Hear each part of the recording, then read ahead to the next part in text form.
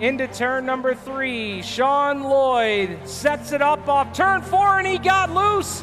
He's got a problem, and Brian Lloyd underneath him. He'll steal the win here on opening day. And he's got the checkered flag. That commemorative Land of Legends Raceway feat. AJ, Lloyd, and Tab, my wife, my kids. You know, we built this car, and I don't know, man, emotional, just grateful to be here. Here on Land of Legends TV with Lloyd's contracting hobby stock driver Brian Lloyd. And Brian, I always tend to ask this question toward the end of the interview, and I thought with you today I'm going to start at the beginning and give our fans some insight on what you do outside of the racetrack. Tell us a little bit about that, because I know you've got a business that keeps you very busy.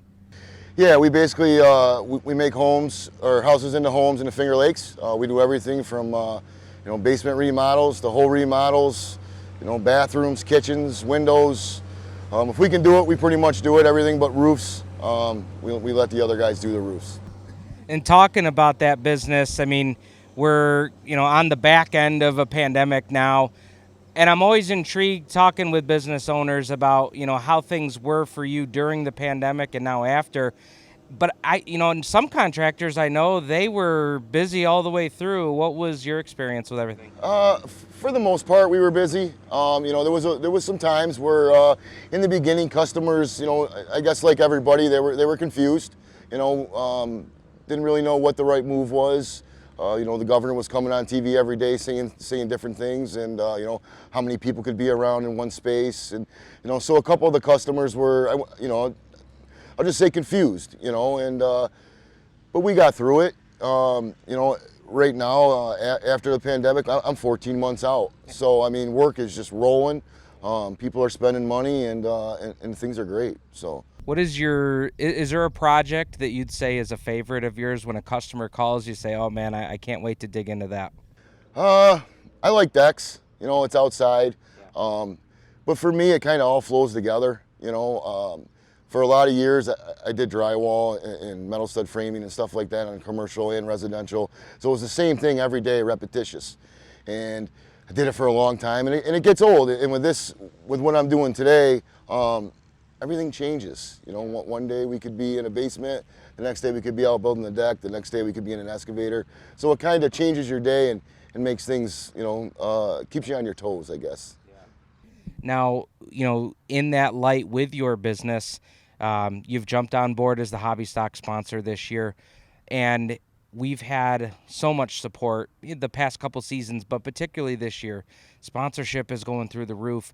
So as a business owner who's using marketing dollars here at the racetrack, what was it that you saw, or what is it that you see on Saturday nights that made you want to put your name on something?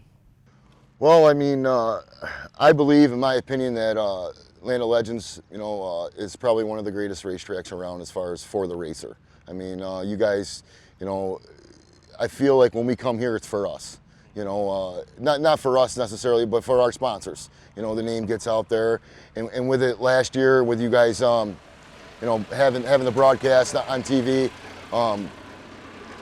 I was able to use that as a marketing tool to get my sponsors. I mean, obviously some of them I've had for lifelong, are lifelong friends, but some of them, I was able to go to and, say, hey, look, these, this is going to be free this year.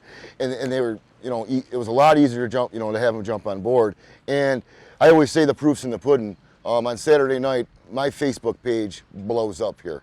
I mean, the wife and I on Sunday will get home and look at it, and wow, we had 97 views last night, or 84 views, or and Saturday we're not even working, so that's great for me, and the word of mouth is awesome around here. Everybody I see, the buzz is always, man, Land of Legends, Land of Legends. So what's happening here is a great thing, and I think you're going to see a lot of people following this, around the country probably. And I know you see them here on Saturday nights. You got a hell of a crew here in Turn 4. Yeah, we call them the Brian Lloyd Fan Club. Nice.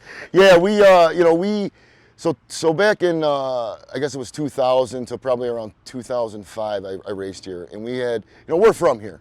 So, we get a lot of support here. The family's big, and the roots are deep. My dad's father and my father and my uncle, and everybody raced here.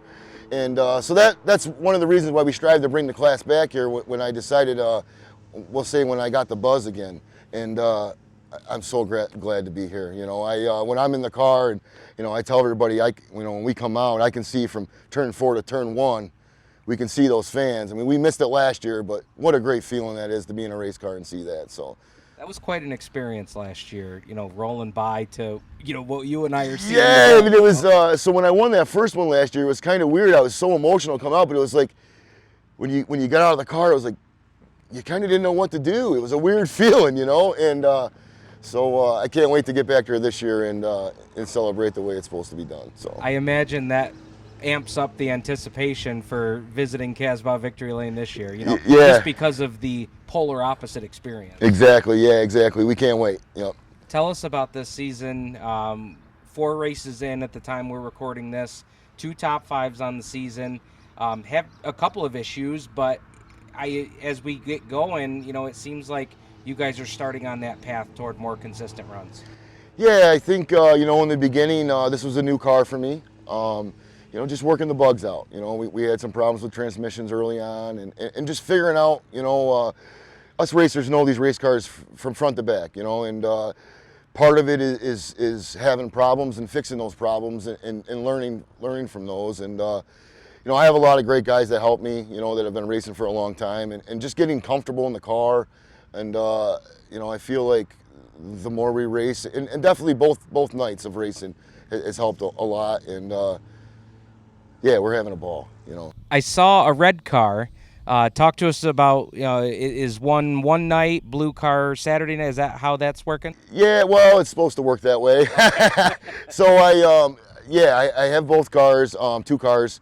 The red one was supposed to be for Outlaw. The blue one was for here. The red one wasn't done in time, so you know, we raced the blue one, and that'll be probably what'll happen down the road. You know, going further. Just want to make sure it's perfect. I took it down to Outlaw last week, and we had a little bit of a training leak and stuff, so we decided to, you know, we'll get in the blue car. But yeah, that's the plan. Big differences between the two? Big time. Yeah, motor, chassis, everything. They both work. The blue car is obviously a little bit better. A little better motor in that car with an open motor. The red car has a crate motor. But, you know, I say that, but the times are better in the red car at Outlaw. So I don't know, you know, we'll see. Awesome. Well, we've talked about, you know, that desire, wanting to get to Victory Lane here. Do we have any other goals set right now, or are we just focused in on getting that win this year? Well, you know, when this all came about, I pulled the crew together and I said, you know, we're going to do 2 cars. I don't have the time if something breaks on Friday to fix it for Saturday. But if you guys want to dedicate your time to me, then we'll run both tracks as long as we're consistently in the top 5 in points, and we'll go for a championship. And so that's where we're at. And you know, I think we're on a good path. It's going to be hard to beat those 2 top cars, but we're getting there. So we'll see. Closing in on them for sure. And you know, the last couple runs, it seems like, you know, the speed is there. And I know the desire behind the wheel is there. The fan support's there, man. It seems like everything is adding up and hopefully build to that crescendo. Yeah, we're hoping so. You know, we spend a lot of time in the shop and going over these cars week to week. And like I said, I get a lot of support from a lot of guys, you know, Mark and Jimmy, and the list goes on, and you know, and Jeff. And, you know, it's without those guys, I wouldn't be here, you know. Now I see we've got the Penn Yan lacrosse shirt on today. So that's, you know, kind of my last question is, you know, what interests you outside of racing? Going to a lacrosse game tonight. I got the beautiful motorcycle here today. So what are the outside interests? The outside interest is racing. You know, my youngest son is a senior, and he plays lacrosse. I coached him all the way up to the 6th grade, and so we're passionate about lacrosse. You know, racing. My younger brother races go-karts, and you know, we spending family time. You know, me and the wife spend a lot of time. It's kind of weird when you raise your family, then all of a sudden one day they're all gone. You know, and it's you and your wife left. So we find ourselves a lot of times, you know, out and about and just enjoying life, I guess. You know, enjoying the country. So. Good deal, man. Well, we're so happy to have you part of everything that we do here at Land of Legends. we so much appreciate your support of our hobby stock division, which is a growing class. It's so cool to see the numbers keep going up on that class, and we'll look forward to seeing you over there in Victory Lane here this year. Thanks a lot. I appreciate it. All right, that's Brian Lloyd.